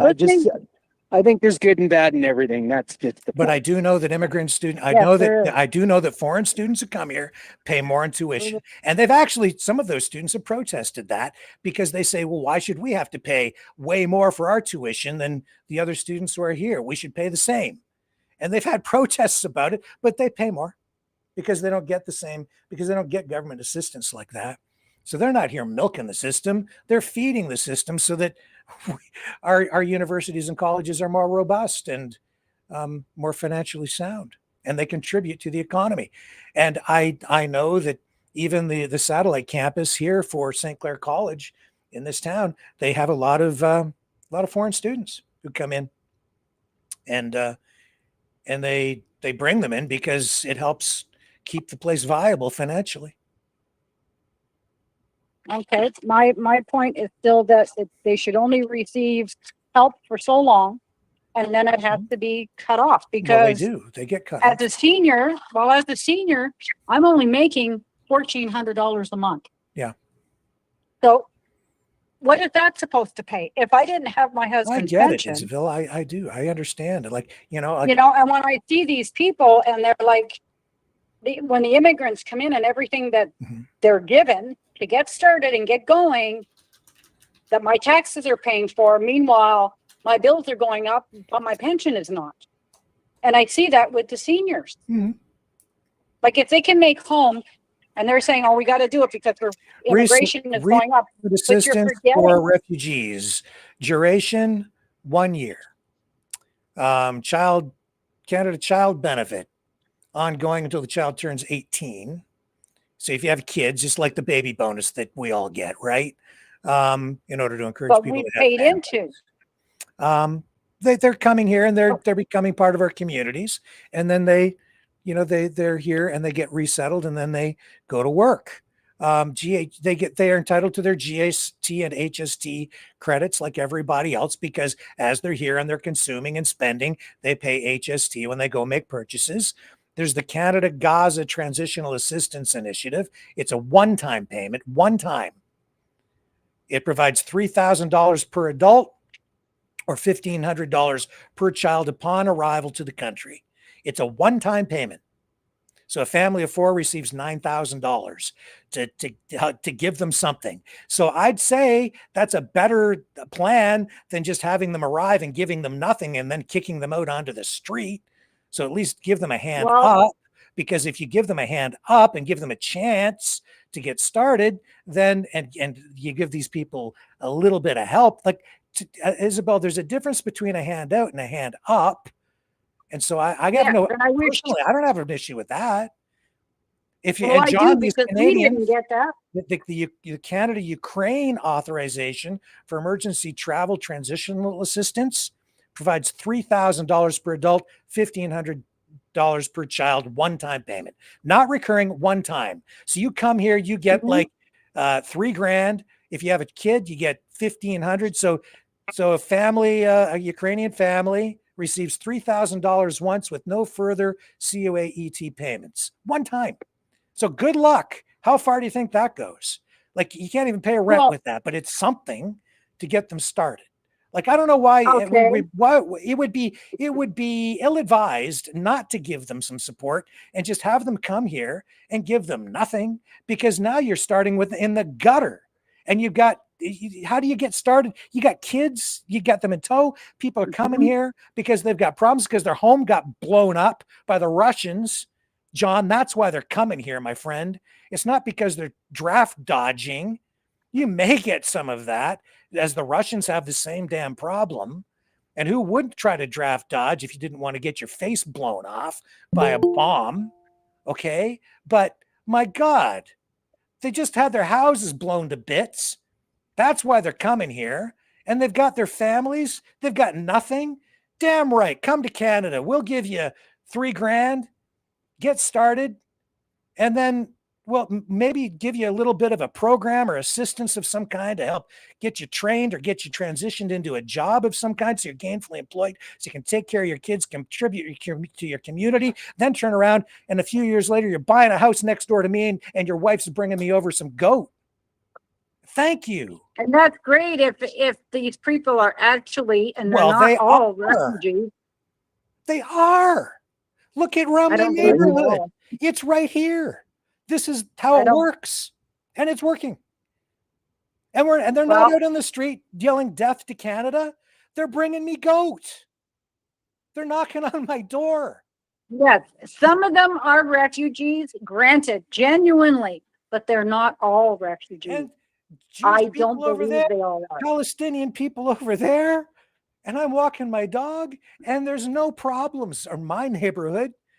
But I mean, you go to Well, like Toronto, John- Ottawa, and they're going to be protesting, but they're protesting about what's going on over in, the Middle East, and then they're at each other's throats, and like just stay away from it. That's the point. Go Well- touch a tree, and there will be. You know what? I'll tell you this too. Probably on the weekend, this coming weekend, there will be fireworks. All right, on my street, because everybody here kind of chips in. My kids are grown, so I don't know what we're doing, but I guarantee you, there are going to be fireworks in my neighborhood, and they're going to be celebrating Canada this weekend, including all the new people. They will be out there saying, "Hooray for Canada!" and they'll be watching the fireworks, and it'll be a beautiful thing, man. That's Well, what's going on. in I our would country. agree. Like, I agree with John. We are all immigrants. Okay. But when we landed, we didn't have 2 cents to rub together. We got nothing. I'm not an immigrant. I was born here. Weren't you born here? No. No, I was born here. I don't The even know. only one that was like, born here was my younger brother. Well, We came I'll tell you across with- something. A family of 1, 2, 3, 5. A family of 5.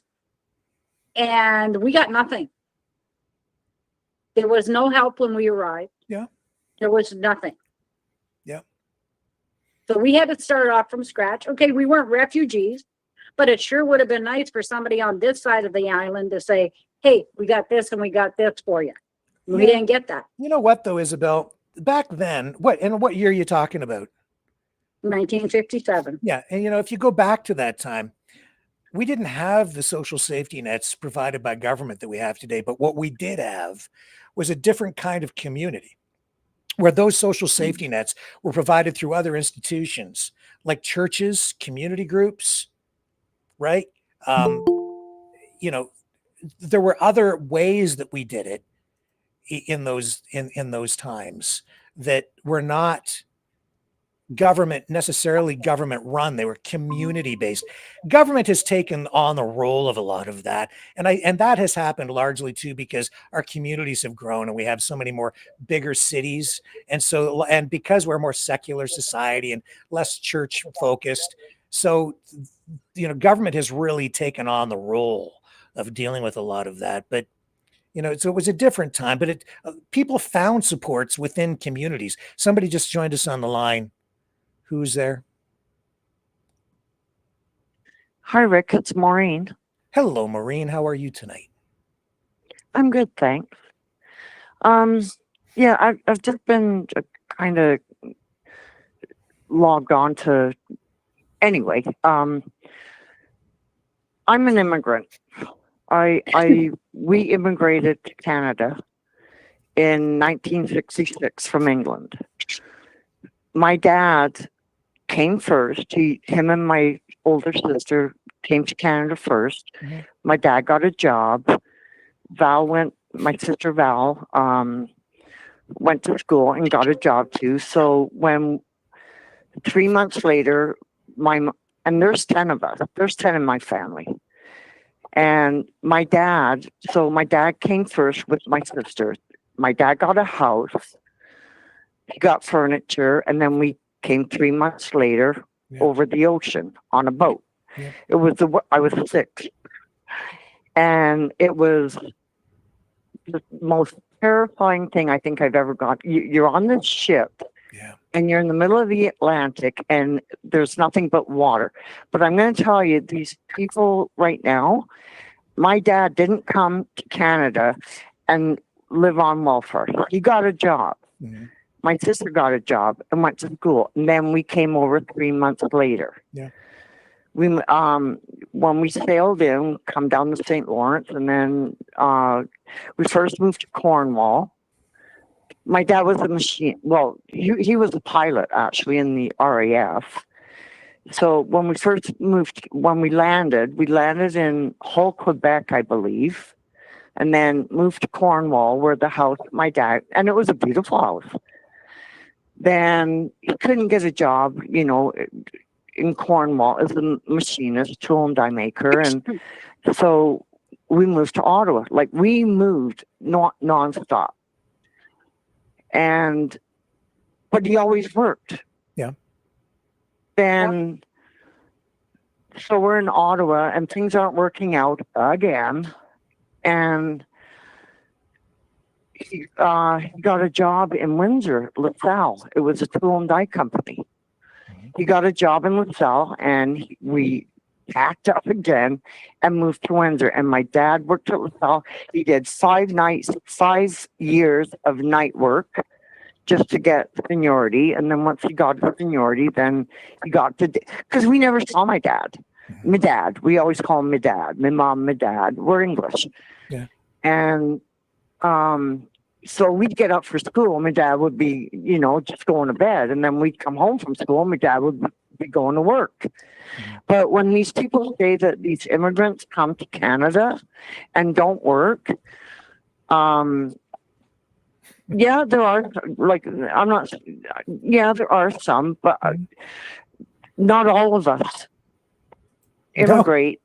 I go to live off the system. I see a lot of people on welfare. And my dad never, ever lived off the system. My dad worked morning. All my dad ever did was work. And all my mom ever did was cook and clean. 10 kids, and you could eat off her floors. Yeah. And that's what they did. Yeah. So don't tell me that the immigrants come to Canada just to live off the system, because that's not true. No, I don't. No, it's not true, and I agree. When I go to the stores, when I go to the restaurants, you know who I see working? The New Canadians. I don't know. I see, and then I see a lot of other people on welfare. But I'll tell you, it's not the people you're saying. not from what I see. Mm-hmm. No, my dad. And I'm not talking about you, Maureen. We struggled. We struggled. Who wouldn't struggle trying to support 10 kids? Sure. But my dad, I miss him to this day, because he was nothing but a hard worker, an excellent father, and an excellent provider. Mm-hmm. Well, I'll tell you something. I live in Montreal, one of the most cosmopolitan city in Canada. Actually, I think the most cosmopolitan. And I'll tell you what, all the groceries that the owner is from somewhere else, or that is a store or whatnot, okay? Having a talks with them, like, what can I, the kind of recipe that I can try from their own land, stuff like that. What should I use, and so on. Real stuff. Real conversation. I'll tell you what, we need those people sometime to be. They're pretty good working people. They got stores. They own store. So they must be working around. Yeah. And that's just one point of view. But we think about restaurant, store, fruit store, or whatnot. Little grocery store. Name it. Well, okay. Sorry, Dragon. No, go ahead. I was done. So, when I hear that, okay, you can work, and you can also collect welfare.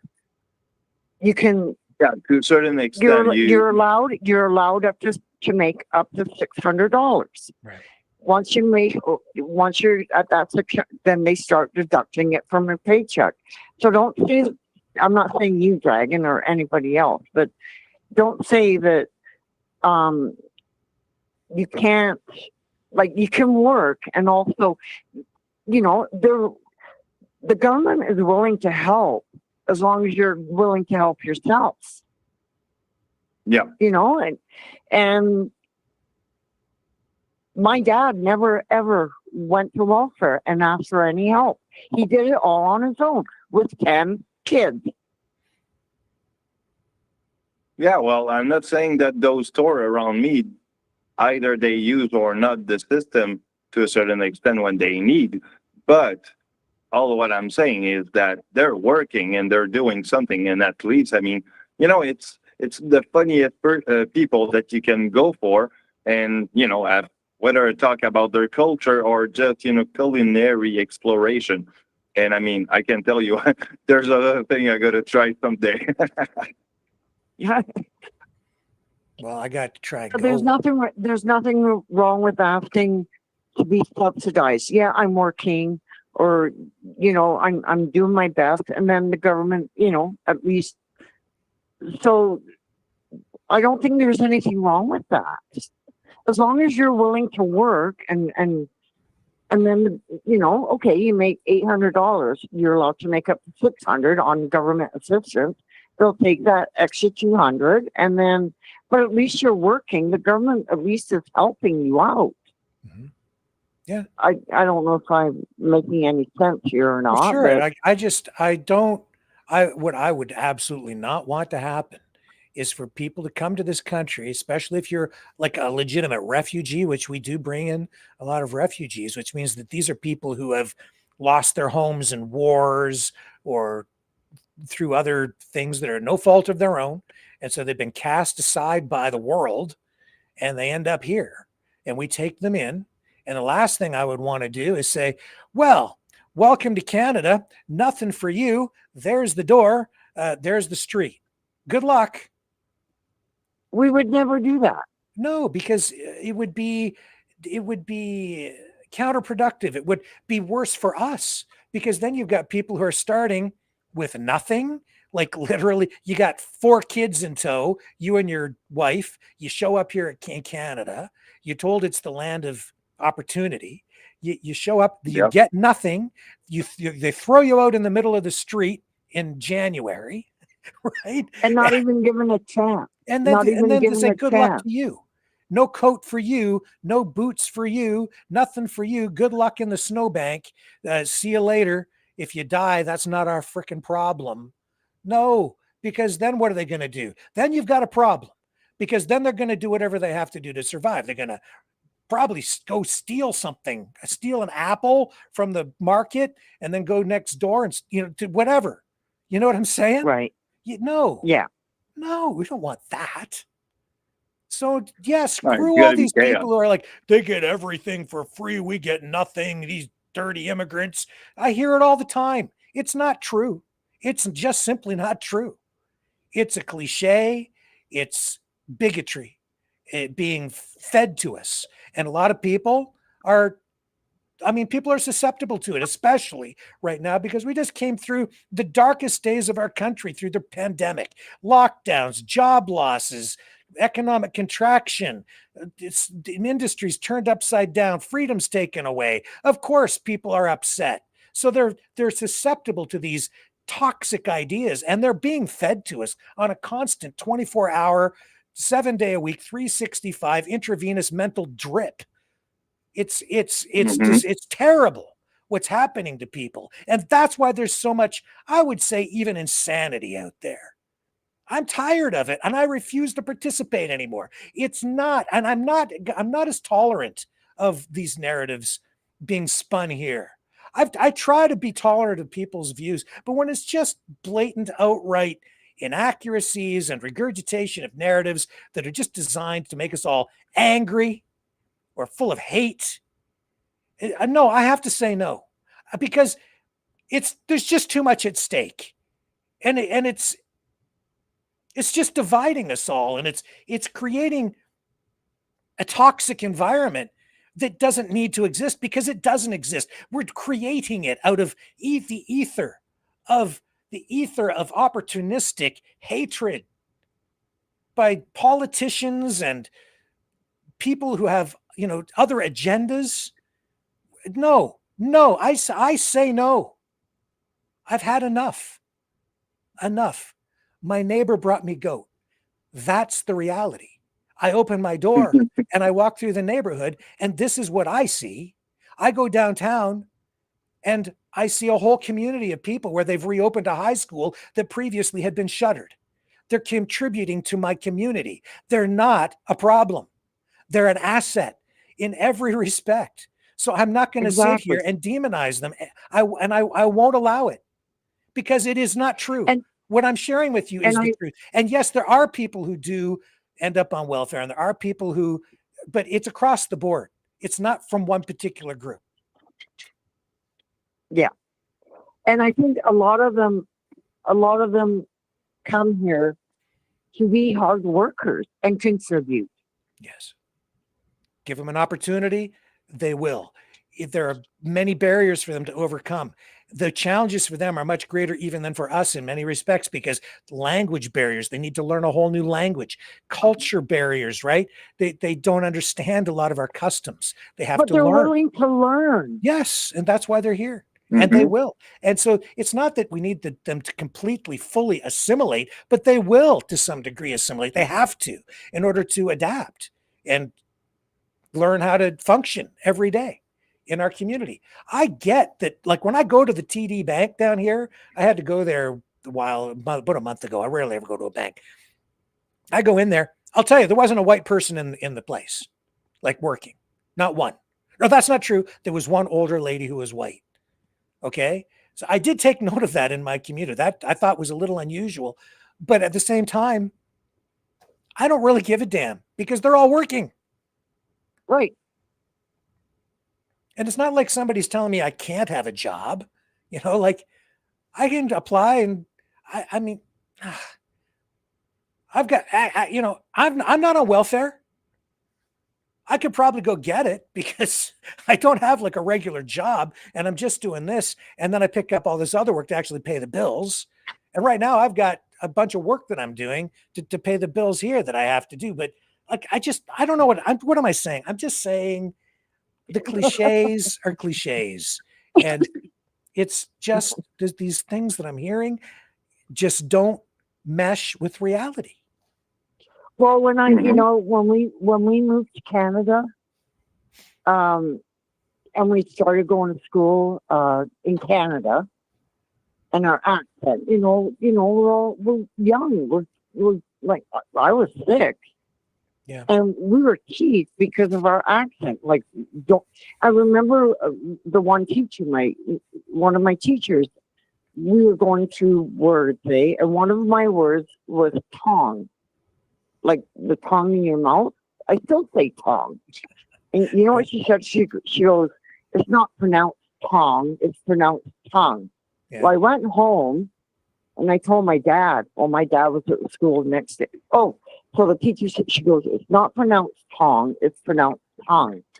Speak English. So I went home and I told, because she embarrassed me in front of the school, like the classroom. So I went home and I told my dad, I said, well, she told me to learn how to speak English. Well, he was at the school the next morning. We went, it's not easy being an immigrant to another country, especially when you're young. I don't care if you're Asian, East Indian, English. It's hard. In fact, if you want to be a successful person moving to Canada from another country, you have to be very smart, because these people are all very smart because they have to learn another language. So at the end of the day, they're usually bilingual. They speak English plus whatever their native language is. Sometimes they learn French. And my accent comes out every now and then, Like it's always like my mom and my dad, and but it's not as strong as my older brother. I have a twin brother. We're the youngest, and so our accent isn't as strong as our older brothers, because we went to school in Canada. Yeah. Well, but anyways, that's my take on immigrants coming to Canada and living off welfare, because I'm one of them, and we never lived off welfare. My dad worked his butt off. And when we finally went to Windsor and he got a job at LaSalle, he actually retired from it. He finally got a stable job. Yeah. Yeah. It's just, and when I see what's going on in the States right now with these deportations, I'm appalled because they've just thrown. Yeah, come and deport me. I'd love to go back to England on a free trip. Yeah. They're throwing people's rights right into the trash bin, and the people who say that they're the most concerned about loss of rights are cheering for it. It blows my mind. No due process. They're just rounding people up off the street and disappearing them, like literally disappearing people. No due process, no nothing. When the courts are like literally telling the Trump administration, you are not supposed to deport this person. Do not deport this person, and then they do it anyway. They just ignore the court orders. It's not right, and it's going to be a stain on America for a century. Forever. Yeah, well. Yeah, it's there's a lot of that. You'll see, destructive. Yeah, you'll see the human rights abuses that are probably going on in that prison in El Salvador. The things that they're probably doing to those people down there. Oh my God! I mean, and the United States is directly to be held accountable for that. Specifically, the Trump administration. I don't blame all of America for this, but I do blame Trump and his group. Okay, I just want to say one more thing, and this is just my opinion. I've been thinking about all this crap with Trump. You know what? I think he is sick. He knows it. He's doing all this crap, doing all this shit that he's doing because he knows he's sick, and he wants himself to go down in history. He wants his name in the history book for all the other kids that are coming up. I think he's a sick man. Yeah. He's a sick man, and I think he's doing all this to get put down in history books.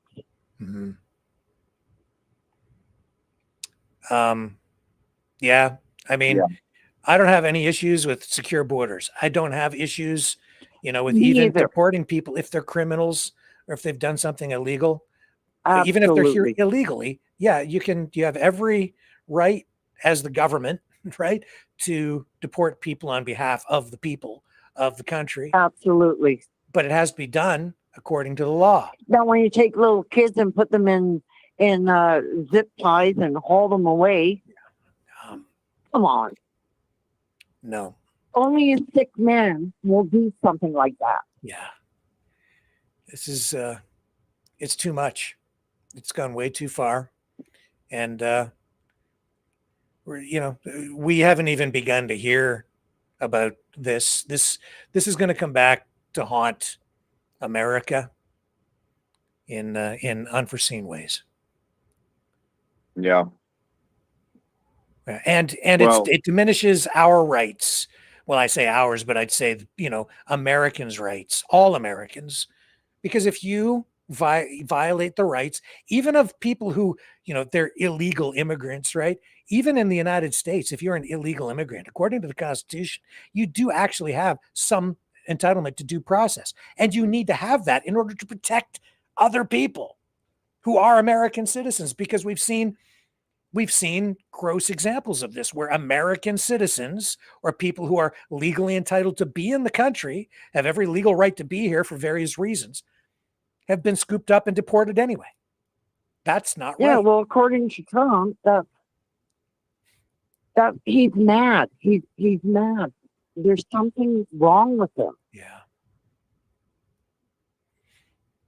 What I'm afraid is that it's a mentality that can be brought out here to a certain extent. It is with all what the polarization that we see on our streets and campuses.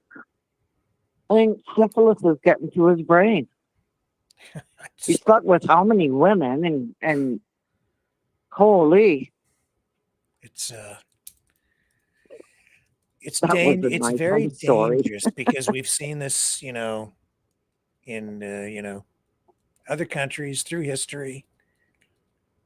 The man's not, So and I don't have to have a PhD to figure that out. yeah, and I'm not saying that our immigration system is working. I think we're bringing in too many people, period, because we don't have the systems in place. We don't have enough housing.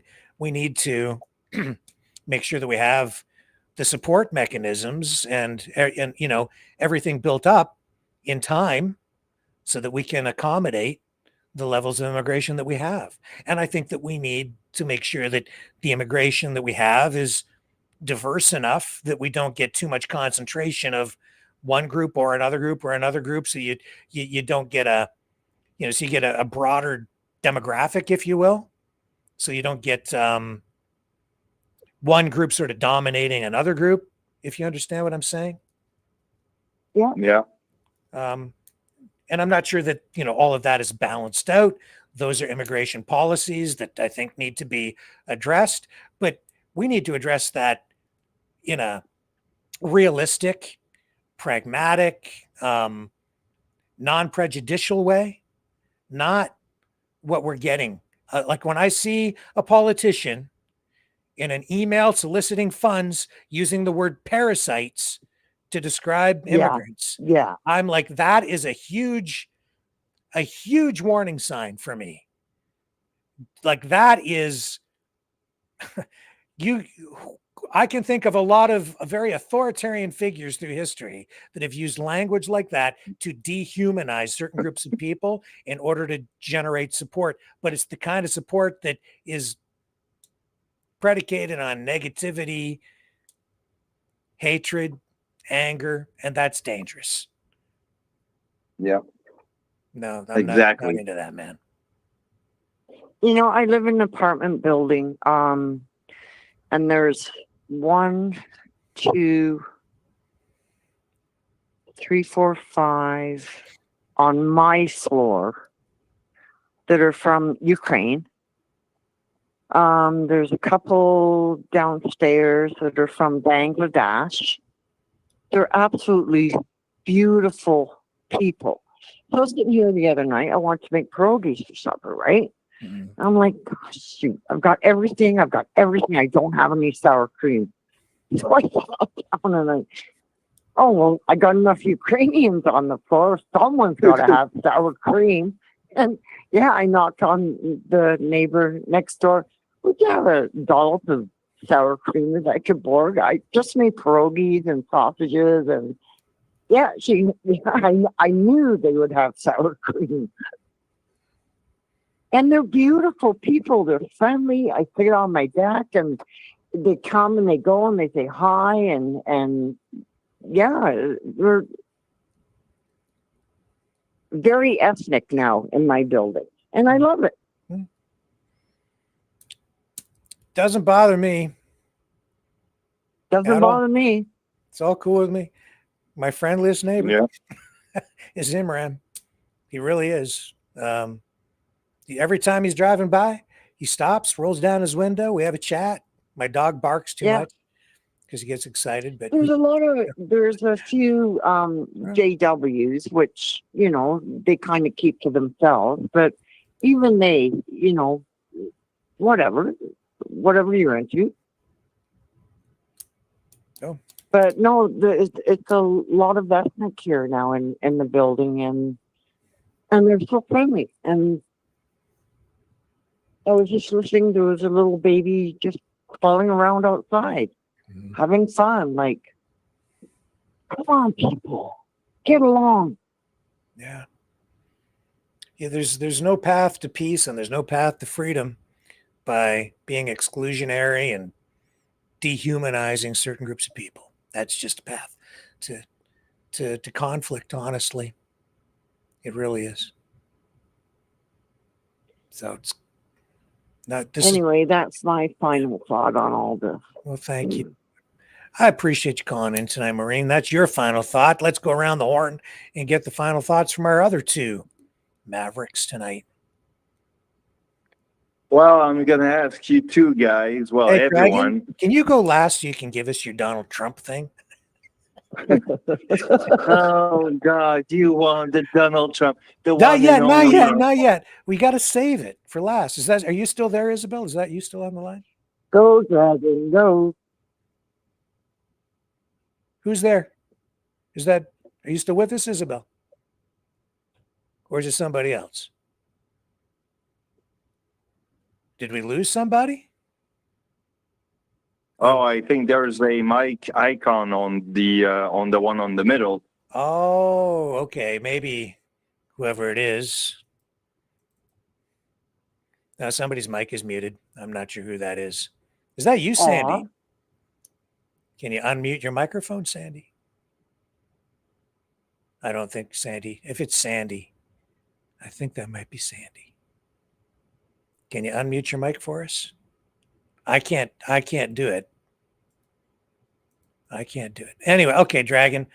I don't know who it is. I think it's Sandy, and Sandy's microphone has been muted again somehow. Go ahead, give us your best final thought, and then your Donald Trump sign off for tonight. Well, I've won the Nobel Prize, so you know that, with what I've done with Iran and Israel and all that beautiful and extraordinary peace treaty that we have just signed, I think that we're good for a second time. So, you know what? That's going to be great. It's going to be amazing. So, just vote for me for the next Nobel Prize for peace. All right. Are you waving your hand as you're speaking? Hey, you know what, guys? I'm going to just end up with that one, too. I'm going to ask you all a question. Are you all Quebecers down deep in your hearts?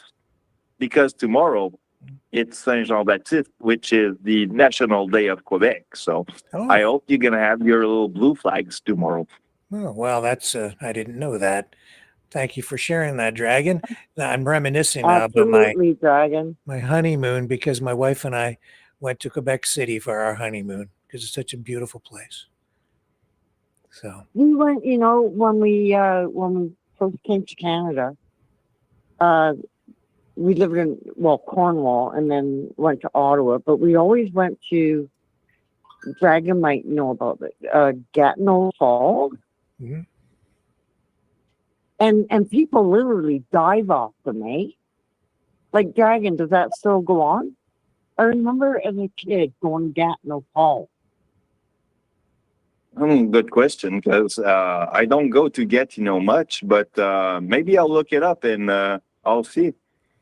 Yeah, and people literally dive off the cliff into it's crazy. Yeah.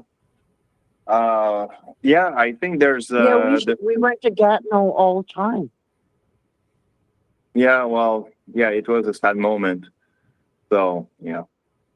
Yeah, check it out. It's interesting. Will do. Okay. all right. Well, guys. Nice impression of you, Trump. Yeah, thank you for doing the Donald Trump impression. And tonight, you know what I'm going to do, Dragon, as we wrap things up here tonight? I'm going to throw it back to you to give us a good Donald Trump on the flip side. Okay, so we'll be back tomorrow night, 7 p.m. Eastern. On the flip side.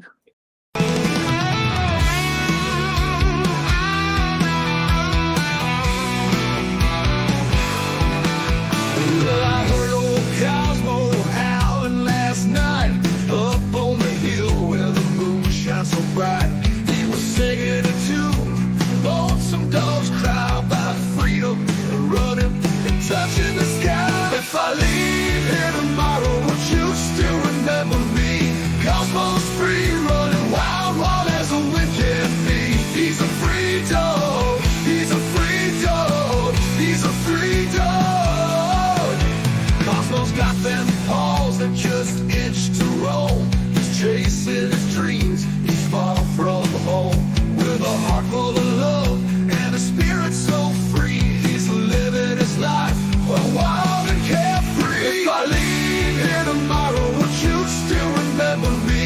Cosmos free, running wild, wild as a wind can be. He's a free dog. He's a free dog. He's a free dog.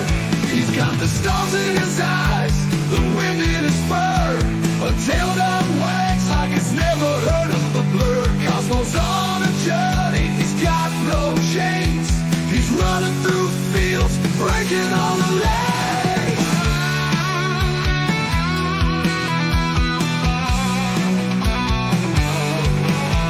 Yeah, the night's getting cold and the sky's turning gray, but Cosmos still out there, he's miles away. He's not looking back, he's got his path to tread. With every step, he's leaving his bed. If I leave here tomorrow, would you still remember me? Cosmos free, running wild, wild as a wind can be. He's a free dog. He's a free dog. He's a free dog. So if you're feeling lost, just think of Cosmos Run. Remember his spirit, his freedom, his fun. And maybe one day, when you're feeling low, you'll find your own freedom and let your spirit go. If I leave here tomorrow, would you still remember me?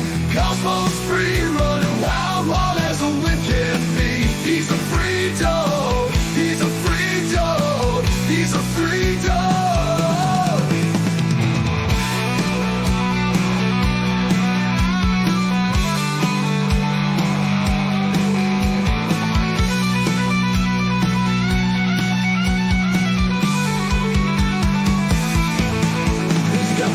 In his eyes, the wind in his fur, a tail that wags like it's never heard of a bird, a heart full of love and a spirit so free. He's living his life wild and carefree. He's got the stars in his eyes, the wind in his fur, a tail that wags like it's never heard a word. Cosmos on a journey, he's got no chains. He's running through fields, breaking all the lanes.